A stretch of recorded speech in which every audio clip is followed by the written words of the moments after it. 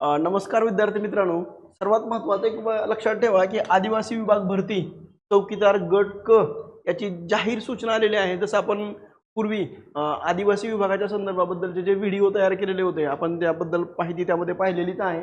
परंतु आता सर्वात महत्त्वाचं विद्यार्थी मित्रांनो लक्षात ठेवा की आता तुमची परीक्षेची डेट आलेली आहे. बरेचसे विद्यार्थी जर त्यांना माहीत नसेल तर त्यासाठी पण मुद्दा म्हणून लक्षात ठेवा 30 जून 2026ला हे ज्या नोटिफिकेशन आलेलं आहे आणि या नोटिफिकेशननुसार म्हणजे पूर्वी जी जाहिरात होती ती 27/4/2026ला ही जाहिरात आलेली होती. परंतु आता विद्यार्थी मित्रांनो लक्षात ठेवा की तुमचं जे आता परीक्षेचं जे जाहिरात आहे तर त्यामध्ये सर्वात महत्त्वाचं वेळापत्रक तुम्हाला आता की 11 जुलैला कोणकोणत्या परीक्षा आहेत. तर वर्धा, चिमूर आणि भामरागड. दुसरं आहे घोडेगाव, पुसद आणि भंडारा. याच्यामध्ये आहे वर्धा, चिमूर आणि भामरागड ह्याच्यामध्ये फक्त शिफ्ट 1 आहे आणि घोडेगाव, पुसद, भंडाराला शिफ्ट 2 आहेत. त्याच्यानंतर आहे दुसरं 12 जुलैला 2 ठिकाणी आहे म्हणजे धारणी, जव्हार, अहेरी, कळमनुरी, चंद्रपूर आणि नंदुरबार. इथं देखील या वरच्या भागामध्ये धारणी, जव्हार, अहेरी, कळमनुर 1 शिफ्ट आहे, चंद्रपूर, नंदुरबार 2 शिफ्ट आहेत. त्याच्यानंतर 13 जुलैला 2 ठिकाणी आहेत. एक आहे डहाणू, तळोदा, दुसरा आहे धुळे, नागपूर.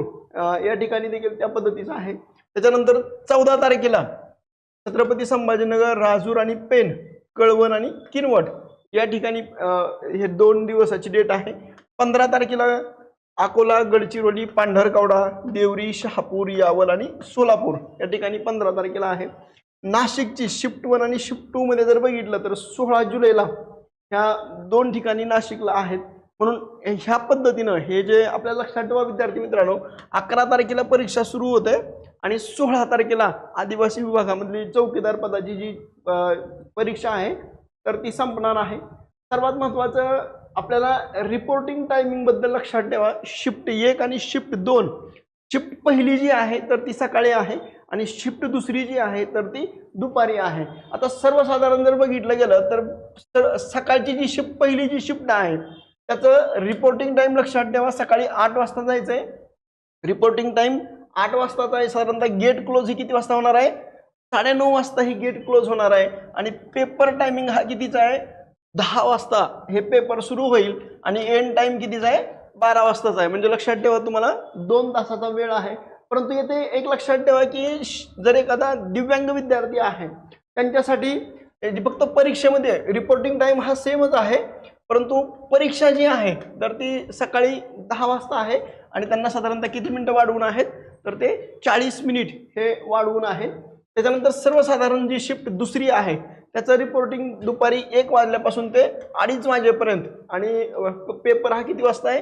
3 वाजता सुरू होईल आणि संध्याकाळी 5 वाजता संपेल. सेम भूमिका दिव्यांग विद्यार्थ्यांसाठी. याच्यामध्ये फक्त त्यांना 5:40 पर्यंत हा पेपर त्यांना देता येतो.